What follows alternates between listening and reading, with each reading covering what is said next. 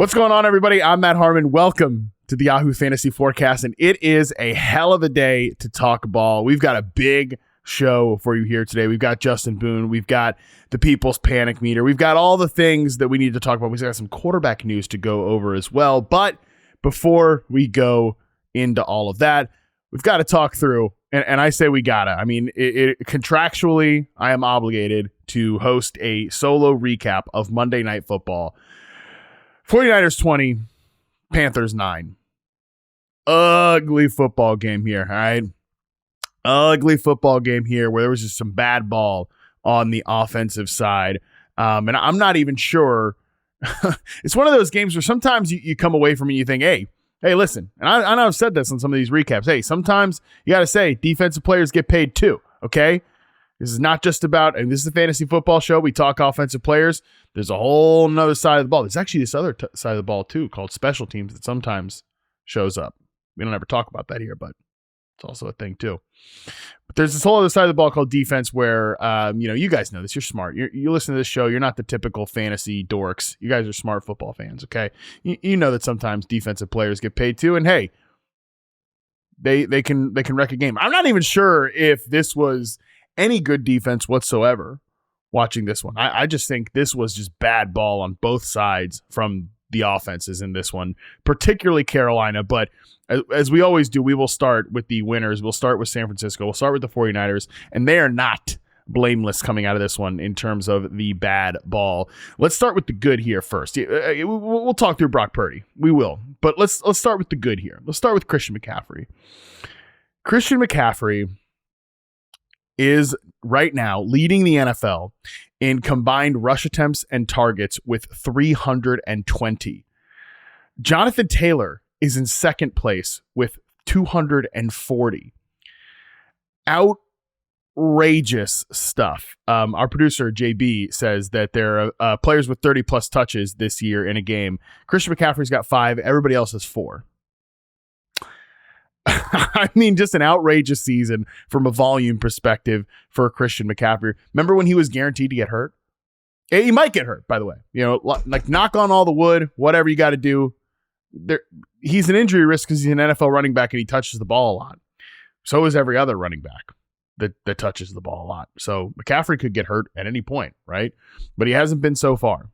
He has been incredibly consistent. He's been incredibly productive for this team. He's been the engine. He's been the entire thing.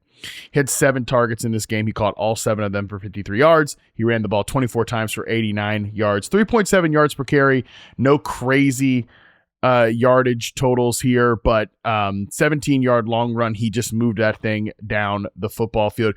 He actually leads the NFL in receptions right now as well. There's 3 guys tied with 80.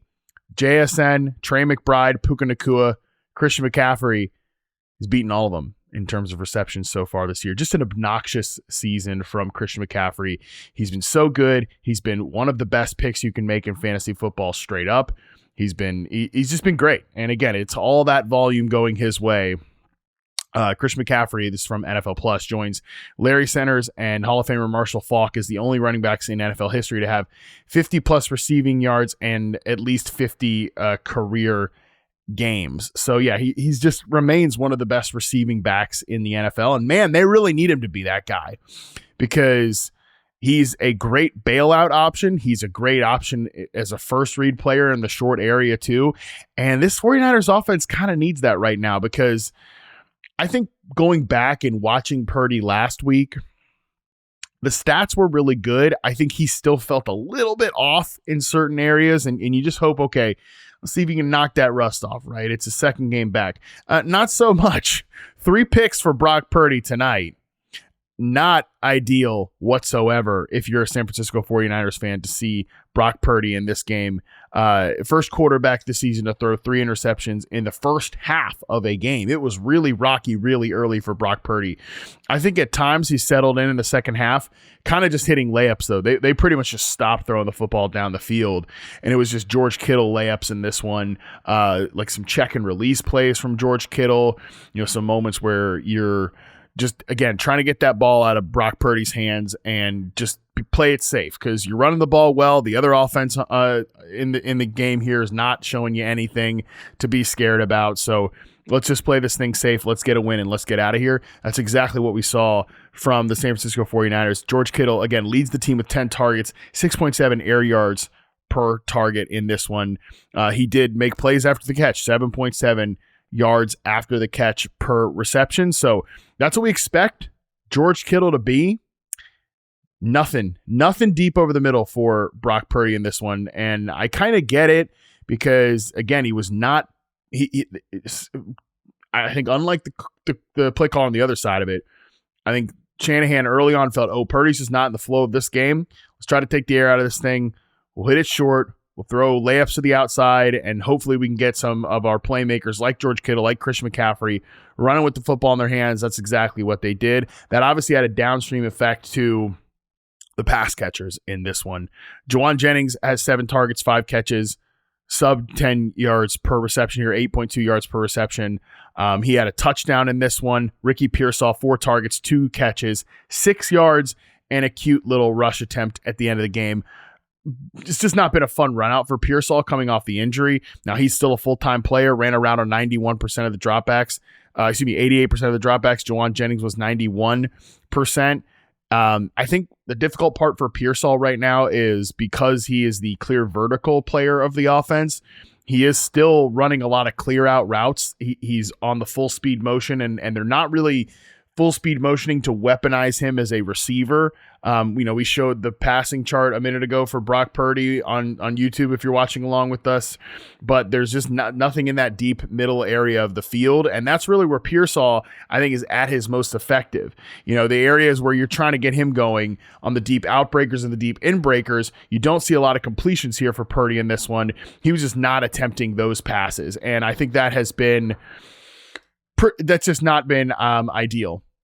That's just not been ideal for Ricky Pearsall. The first 3 weeks of the season still happened where he was absolutely electric, but these last few games have been disappointing coming off an injury. But I have faith that in time, by the end of the year, he turns it on and he has these big games. But obviously, he's really difficult to trust in fantasy right now. So I feel it from that perspective. I've got Pearsall lineups. I'm frustrated after this game. So no question, very annoying outcome for Ricky Pearsall when he looked like he was going to be one of the right answers to start the year. The San Francisco 49ers get the Cleveland Browns next week. That will be interesting because the Browns are a very man coverage heavy defense, and maybe we see more Pearsall on that one because he's definitely their man coverage answer right now. It ain't going to be Juwan Jennings and some of these other guys. Then they go on bye in week 14 before they play the Titans, the Colts, the Bears, and the Seahawks to end the season. So 2 interesting games here on either side of the bye where the Niners should be heavy favorites, and they should be able to rip some downfield passes against man coverage. So you hope that if you're a Ricky Pearsall guy, again, I don't know if you can trust him in your lineups, but based on what we've seen the last 2 weeks, but I do think from a matchup perspective, it's the type of spot where we might see more from him in terms of just some of the Mickey Mouse stuff, but really frustrating for Ricky Pearsall managers, all the Ricky Pearsall bros, myself included. I am definitely frustrated over the last 2 weeks. So we'll see what happens with him. I wouldn't write in pen anything about, he can't earn targets or anything like that. I'd like to see, obviously, a fuller sample of that, but I do worry for the rest of the season, even if we do see a productive game from him here and there, I do worry that he might just kind of be in. It's not the same role exactly that Brandon Ayuk used to be in, but it was basically he's going to run the hardest routes. He's not going to get any of those layups. The layups are going to go to Kittle. The layups are going to go to Christian McCaffrey, as they should. That's not really Ricky Pearsall's game. And that might lead to him being a very boom-bust player so far. And we saw some big booms to start the season.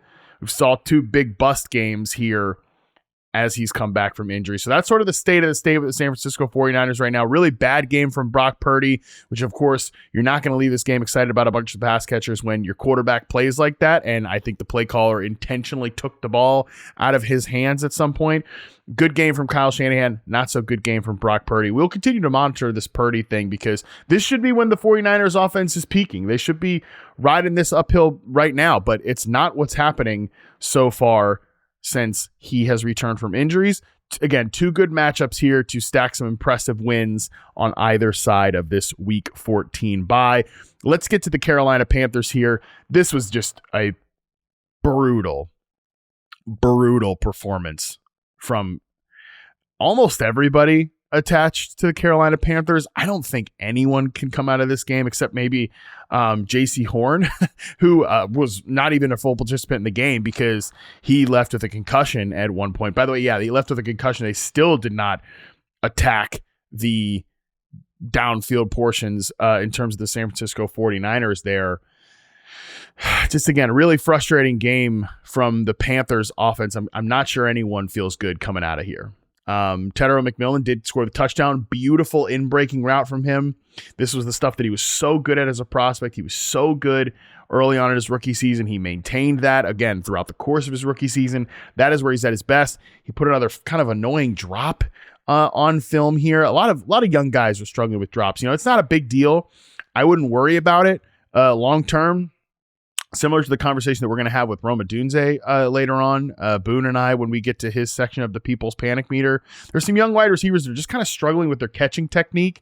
And I actually, somebody asked me, like, what's going on here? I joked that, hey, maybe some of these guys are too busy, like, aura farming, running routes on TikTok, and they're focused on that instead of the fundamentals of catching the football. I'm kind of like 50% joking when I say that, but some of these wide receivers, the young guys, do need to get a little more right and tight in terms of their hand technique. So I would like to see that. Certainly would like to see that going forward. But yeah, overall, back to the Panthers here. Like, McMillan is not even the biggest culprit here in what's a brutal game. I want to start by criticizing Dave Canales because I think that Canales is a coach I'm generally really high on. I like the way he designs offense. I like the way he calls offense. But what are we doing, Dave, coming out of here with 34 dropbacks for Bryce Young and 6 rush attempts for Rico Dowdle, 3 for Chuba Hubbard, who actually showed a little pop in this game too. We're showing the tweet from Josh Norris here. Dave Canales is terrified of something in the drop back passing game. Maybe it's, he lists off some of the offensive linemen, or it's the quarterback versus a loaded middle of the field. Too many rollouts compared to last week's performance of the Falcons. I mean, I think I know what Dave is terrified of. I still think he still doesn't trust his quarterback, even after last week's game.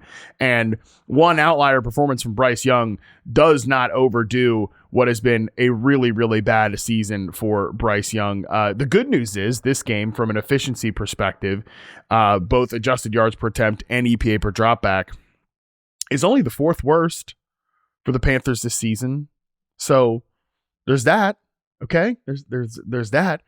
Bryce Young, 0.31 EPA per dropback in that week 11 win over the Atlanta Falcons. His second highest is 0.06. This game, minus 2.4, minus 0.24. And then he's got 3 games lower than that. Well, one is Andy Dalton. So again, it's just been a bad season for Bryce Young. Let's be serious. He had this great performance in week 11 against the Falcons. I guess that guy is in there somewhere. And if we're calling balls and strikes here, we can also note that Tedero McMillan was definitely held by a 49ers secondary player on Bryce's second interception, where that's why the pass is too far out in front. There was some really questionable officiating in this game. I think we can say that, but I just watched this offense and I just don't think they've got it in the passing game. I think they've got some good players, good young players. All the receivers kind of flashed a little bit here. Nobody had more than 40 yards receiving. Rico Dowdle led the way with 36 yards through the air, but like, McMillan had some splash plays. Jalen Coker had a couple of really nice plays. Xavier Legette, his best play of the night was probably the one where he went out of bounds, of course, and then came back in illegal touching, but had a couple of moments here. Coker played more from a snap perspective than Xavier Legette for the 4th straight week, and I think that's right. I think I still really see a lot of good stuff from Coker, but it's just with the way Bryce Young is playing right now, I was hopeful coming into this game, with this matchup against the Niners defense that is certainly gettable, right? I thought that he would be able to stack another good performance. I didn't think he'd have 400 plus passing yards again, Bryce Young, but I thought he'd stack another performance. I was wrong. I started Bryce Young in a couple fantasy leagues. I do not feel good about those. I think I'm going to be okay. I'm going to escape with a win in a few of them, but my God, do not feel good about anything that happened with Bryce Young in this game. And I think the problem is twofold here. One, I do think Canales came in here and thought we're going to be able to throw on this defense, so we're going to keep trying it. And he just was he was not able to adjust in the game and just put the ball in Rico Dowdle's hands, put the ball in Chuba Hubbard's hands. Both those guys were running well tonight. That was a huge mistake by Canales, and I think he will regret that. The other thing, though, is just, again, Bryce Young, when they just tried to heat him up, ESPN Insights shared this. Bryce Young, 3 of 8 for 13 yards on both of his interceptions against the blitz. And you could feel it when guys were getting close to him. It was just starting to get a little frazzled, and I don't think he's got the arm talent. I think both these quarterbacks, by the way, like really struggled in terms of where you need high-end physical gifts. There's a reason people really love those high-end physical gifts.